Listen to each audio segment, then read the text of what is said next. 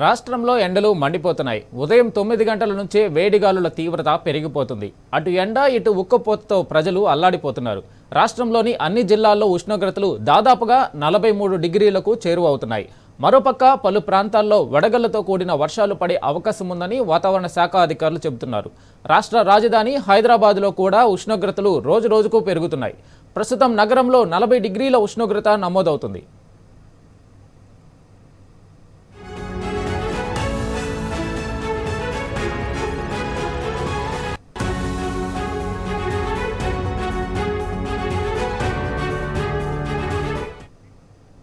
దీనిపై మరింత సమాచారం బేగంపేట వాతావరణ కేంద్రం నుండి మా ప్రతినిధి అరవింద్ లైవ్ లో అందిస్తారు. అరవింద్, చెప్పండి.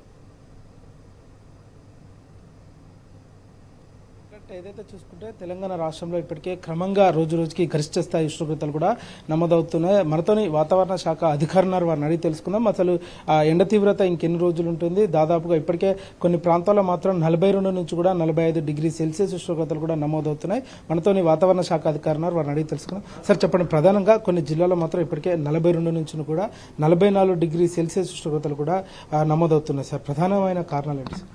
ముఖ్యంగా చూసుకున్నట్లయితే రాష్ట్రంలో కనుక తెలంగాణలో ముఖ్యంగా గత 4 రోజులుగా కూడా ఎండ తీవ్రత అనేది పెరుగుతుందనే చెప్పాలి.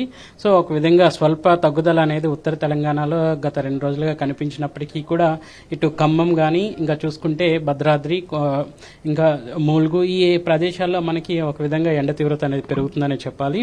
సో ప్రస్తుతం కనుక చూసుకున్నట్లే మెదక్లో అలాగే చూసుకున్నట్లయితే ఖమ్మంలో కూడా సుమారు ఈ రోజు 43 డిగ్రీల వరకు కూడా ఉష్ణ తీవ్రత అనేది నమోదైంది. సో ఒక విధంగా చూసుకున్నట్లయితే రానున్న 2 రోజులు కూడా ఇటు ఉమ్మడి ఆదిలాబాద్ జిల్లాలు గాను అలాగే చూసుకున్నట్లయితే ఉమ్మడి మహబూబ్ నగర్ జిల్లాల్లో కూడా అంచనా ప్రకారం 41 నుంచి 44 డిగ్రీల వరకు కూడా ఉష్ణ తీవ్రత అనేది ఈ రోజు రేపు కొనసాగే అవకాశం కనిపిస్తుంది. సార్, ప్రధానంగా ఉమ్మడి ఆదిలాబాద్ జిల్లా కావచ్చు, ఇటు ములుగు జిల్లాలో కావచ్చు, ఇప్పటికే దాదాపుగా 43 డిగ్రీ సెల్సియస్ ఉష్ణోగ్రతలు కూడా నమోదవుతున్నాయి. సార్, అక్కడ ఏమన్నా రానున్న 3 రోజుల పాటు వర్ష సూచన ఉండే అవకాశాలు ఉన్నాయి సార్? ఇటు ఎండ తీవ్రత పగటిపూట ఎండ తీవ్రత పెరుగుదలతో పాటు ఒక విధంగా చూసుకున్నట్లయితే సాయంత్రం సమయంలో కొంచెం మబ్బు పట్టినటువంటి వాతావరణంతో పాటు ఈదుడుగాళ్ల ప్రభావం కూడా ఈ యొక్క ప్రదేశాల్లో ఉండే అవకాశం అయితే కనిపిస్తుంది. ఇటు భద్రాచలం కానీ ఇంకా ఖమ్మం ఇంకా నల్గొండ ఈ యొక్క పరిసర ప్రాంతాల్లో కనుక చూసుకున్నట్లయితే ఇప్పటికే తేలికపాటి వర్ష సూచన కూడా ఇవ్వడం జరిగింది. ఇంకా చూసుకున్నట్లయితే ఈ రోజు నుంచి రేపటి వరకు కూడా తేలికపాటి జల్లులతో పాటు ఈదుడుగాళ్ల ప్రభావం గంటకు 30 నుంచి 40 కిలోమీటర్ల మేర ఉన్నప్పటికీ రానున్న మే 3 నుంచి సాయంత్రం నుంచి కూడా తెలంగాణ రాష్ట్రంలో చాలా చోట్ల మనకి తేలికపాటి జల్లులు అక్కడక్కడ కూడా 4వ తారీఖు నుంచి అక్కడక్కడ కొంచెం భారీ వర్ష సూచన కూడా కనిపించే అవకాశం కనిపిస్తుంది. ప్రధానంగా నగరం సెంట్రల్ జోన్ గా హైదరాబాద్ లో చూసుకున్న మాత్రం దాదాపు ఎంత మేరకు ఉష్ణోగ్రతలు నమోదవుతున్నాయి సార్? ఇంకా సిటీ పరంగా కనుక చూసుకున్నట్లయితే సిటీలో సుమారు 40 డిగ్రీల వరకు కూడా ఉష్ణ తీవ్రత అనేది నమోదవుతుంది. 40 డిగ్రీలు తర్వాత ఇంకా చుట్టుపక్కల పరిసర ప్రాంతాల్లో కూడా హైత్ నగర్ కానీ ఇంకా ఇటు పటాన్ చెరువు కానీ రాజేంద్ర నగర్ లో చూసుకున్నట్లయితే సుమారు 40 డిగ్రీల వరకు కూడా ఈ యొక్క ఉష్ణ తీవ్రత అనేది కొనసాగుతుంది. సార్, ప్రధానంగా చూసుకుంటే అటు భవన కార్మికులు కానీ నిర్మాణ కార్మికులు కానీ రోడ్ సైడ్ ఉండే అంటే దినసరి కార్మికులు కానీ వాళ్ళందరూ కూడా ఎండ తీవ్రత కూడా భరించలేని పరిస్థితి కూడా కనిపిస్తుంది. ఇంకా రానున్న రోజుల్లో కూడా మరింత పెరిగే అవకాశాలు ఏమైనా ఉందా సార్? ప్రస్తుతం కనుక చూసుకున్నట్లయితే ఎండ తీవ్రత అనేది ఉదయం సమయంలో నమోదయ్యేటువంటి గరిష్ట స్థాయిలో ఉష్ణ తీవ్రత అనేది సుమారు 41 డిగ్రీ నుంచి 44 డిగ్రీల వరకు కొనసాగినప్పటికీ కూడా మధ్యస్థ జిల్లాలు అనగానే సిటీ పరిసర ప్రాంతాల్లో ఈ రోజు స్వల్పంగా పెరిగినప్పటికీ కూడా రానున్న 3-4 రోజులు కూడా స్వల్ప తగ్గుదల అనేది కూడా కనిపిస్తుంది. వీటితో పాటు కనుక చూసుకున్నట్లయితే రాష్ట్రంలో చాలా చోట్ల కూడా మనకి తేలికపాటి జల్లులతో పాటు కొన్ని చోట్ల భారీ వర్ష సూచన కూడా ఇటు మే 4 నుంచి 5వ తారీఖు వరకు కూడా కొనసాగి 6 వరకు కూడా తేలికపాటి వర్షాలు అనేవి రాష్ట్రంలో కొనసాగే అవకాశం కూడా కనిపిస్తుంది. సార్, లీస్ట్ గా ఎక్కడ నమోదవుంది సార్ వాతావరణం?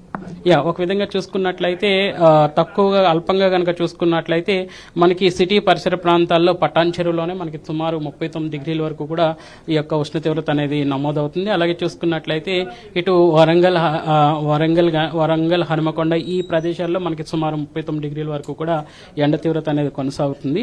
సో ఏదైనప్పటికీ కూడా రాష్ట్రంలో కనుక చూసుకున్నట్లయితే ఇటు 39 డిగ్రీల నుంచి 43 డిగ్రీల వరకు కూడా ఉష్ణ తీవ్రత అనేది కొనసాగుతుంది. అధికంగా చూసుకుంటే మెదక్ ఇంకా చూసుకున్నట్లయితే ఖమ్మంలో మనకి ఈ రోజు అధికంగా నమోదైందని చెప్పాలి.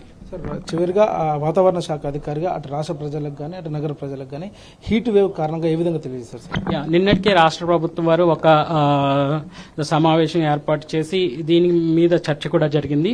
సో రాష్ట్రంలో ఈ యొక్క వడగాల్పుల తీవ్రతకు సంబంధించినటువంటి హీట్ యాక్షన్ ప్లాన్ కూడా నిన్న ఇటు రాష్ట్ర కార్యవర్గం వారు కూడా విడుదల చేయడం కూడా జరిగింది. సో ఇందులో తీసుకోవాల్సిన జాగ్రత్తలు, అలాగే రాష్ట్రానికి ఎన్ని ఈ యొక్క వడగాల్పుల రోజులు అనేవి మేలో వస్తాయి అనేది కూడా మనం సూచించడం అనేది జరిగింది. సో ఒక విధంగా ఏప్రిల్ ముగించుకున్నాము, మేలో రాగానే మనకి ఏప్రిల్ మేలోనే తీవ్రత కూడినటువంటి ఎండలతో పాటు ఈ వడగాల్పుల తీవ్రత కూడా అధికంగా ఉంటుంది. ఏదైనప్పటికీ కూడా ఈ మే మొదటి వారం అంతా కూడా కొంచెం పొడిబారిన వాతావరణం నుంచి కొంచెం తేమతో కూడినటువంటి వాతావరణం కూడా కనిపించే అవకాశం అయితే కనిపిస్తుంది. అలాగే మళ్ళీ మే రెండో వారం కల్లా కూడా మళ్ళీ ఎండ తీవ్రత కూడా పెరిగే అవకాశాలు కనిపిస్తున్నాయి. కాబట్టి ఎండ ఎక్కువగా ఉన్న సమయంలో ప్రజలు అప్రమత్తంగా ఉంటూ ముఖ్యంగా పిల్లలు కానీ వృద్ధులు కానీ బయటకు తిరగడం అనేది చేయకూడదు. ఎక్కువ శ్రమతో కూడుకున్నటువంటి పనులు చేయకూడదు. ఇన్ కేస్ వాళ్ళు దీర్ఘకాలికంగా మెడిసిన్స్ అవి తీసుకున్నట్లయితే ఈ మెడిసిన్ తో పాటు ఎక్కువగా వాటర్ అనేది శరీరానికి అందించడం వల్ల బాడీ అంతా కూడా ఎప్పటికప్పుడు హైడ్రేట్ అవుతూ ఉంటుంది. సో అంతేకాకుండా వలస కార్మికులు కానీ భవన కార్మికులు కూడా వారు చేసే పనులు చేసే సమయంలో చుట్టుపక్కల తగినంత నీరు అనేది వారికి అందుబాటులో ఉంచుకునేటట్టు చూడాలి. ఇప్పటికే ఇటు హెల్త్ మినిస్ట్రీ నుంచి కూడా ఎక్కడైతే మనకి ఎక్కువ శ్రమతో కూడుకున్నటువంటి పనులు చేస్తున్నారో వారికి అందుబాటులో ఓఆర్ఎస్ కానీ ఎక్కువ మోతాదులో నీరు ఉండేటట్టు కూడా చూడమనే సూచనలు కూడా జారీ చేయడం జరిగింది. అలాగే ప్రజలు కూడా ఎక్కువగా ముద్దు రంగు దుస్తులు కాకుండా శరీరానికి వసులుగా ఉండేటువంటి దుస్తులతో పాటు తినే ఆహారపు అలవాట్లు కొంచెం తొందరగా అరుగుదల జీర్ణమయ్యేటువంటి ఆహారపుని తీసుకుంటూ ఎండ తీవ్రత అధికంగా ఉన్న సమయాల్లో బయటికి వెళ్లకుండా, ఇన్ కేస్ బయటికి వెళ్ళవలసి వస్తే తలని కప్పుకోవడం, గొడుగు కానీ టోపీ కానీ పెట్టుకు వెళ్ళడం అనేది కూడా చేస్తుండాలి. ఇంకా రైతాంగానికి వచ్చేసరికి ఉదయం 8:30 ప్రాంతం నుంచి సుమారు 11 ప్రాంతం వరకు కూడా వారికి వ్యవసాయ పనులు చేసుకోవడానికి అనువుగా సమయం కాబట్టి ఈ సమయాన్ని వారు ఎక్కువగా ఉపయోగించుకోవాలి. తదువారి కనుక చూసుకున్నట్లయితే కొంచెం శరీరానికి కొంచెం విశ్రాంతి ఇవ్వడం, అట్లా చేయడం వల్ల ఎండ తీవ్రత నుంచి కాపాడుకోగలుగుతారు. ఏదైతే చూసుకుంటే మే మొదటి వారంలో కూడా అంటే మే 3వ తారీఖు నుండి కూడా నగరంలో కానీ అటు తెలంగాణ ప్రాంతంలో కానీ ద్రోణి ప్రభావంతో కూడా 3 రోజుల పాటు కూడా వర్షాలు ఉండే అవకాశాలు కూడా ఎక్కువగా ఉన్నాయంటూ కూడా వాతావరణ అధికారి హెచ్చరికలు కూడా జారీ చేశారు. అది మే 6 వరకు కూడా కొనసాగే అవకాశాలు కూడా ఉన్నాయంటూ కూడా ఇప్పటికే తెలియజేశారు. దాదాపుగా అటు ఉమ్మడి ఆదిలాబాద్ చూసుకుంటే 42 నుంచి 44 డిగ్రీ సెల్సియస్ ఉష్ణోగ్రతలు కూడా నమోదవుతున్నాయి. ఇటు ఈశాన్య తెలంగాణలో కూడా అటు భద్రాద్రి కొత్తగూడెం, ములుగు, ఖమ్మం, మహిబాద్ ఈ ప్రాంతాల్లో కూడా దాదాపుగా 42 డిగ్రీ సెల్సియస్ ఉష్ణోగ్రతలు కూడా నమోదయ్యాయి. ప్రధానంగా చూసుకుంటే ఏదైతే ములుగు జిల్లాలో కూడా అత్యధికంగా 43.4 డిగ్రీ సెల్సియస్ ఉష్ణోగ్రతలు కూడా నమోదైనాయంటూ కూడా ఇప్పటికే వాతావరణ అధికారి హెచ్చరికలు కూడా జారీ చేశారు. అటు సౌత్కి వచ్చేసరికి అటు నాగర్ కర్నూలు, జోగులాంబ గద్వాల, మహబూబ్ నగర్ ఈ ప్రాంతాల్లో కూడా దాదాపు 40 నుంచి 43 డిగ్రీ సెల్సియస్ ఉష్ణోగ్రతలు కూడా నమోదయ్యే అవకాశాలు ఉన్నాయంటూ కూడా ఇప్పటికే అధికారులు తెలియజేశారు. ఏదేమైనప్పుడు కూడా తెలంగాణలో మాత్రం రానున్న 3 రోజుల పాటు కూడా గరిష్ట స్థాయిలో ఉష్ణోగ్రతలు కూడా నమోదయ్యే అవకాశాలు కూడా ఎక్కువగా ఉన్నాయంటూ కూడా ప్రధానంగా తెలియజేశారు. ఏదేమైనప్పుడు కూడా అటు మే 3 నుంచి కూడా మే 6 వరకు నగరంలో కూడా కొన్ని ప్రాంతాల్లో కూడా అత్యధికంగా వర్షం ఉండే ప్రభావం ఉంది. అటు ఈదురుగాలులు గంటకు 30 నుంచి 40 కిలోమీటర్ల వేగంతో ఈదురుగాలులు వీస్తాయి. మరొక విధంగా చూసుకుంటే వడగళ్లతో కూడుకున్న వర్షం కూడా భారీగా ఉండే అవకాశాలు కూడా నగరంలో ఉన్నాయంటూ కూడా ప్రధానంగా తెలియజేశారు. Over to studio.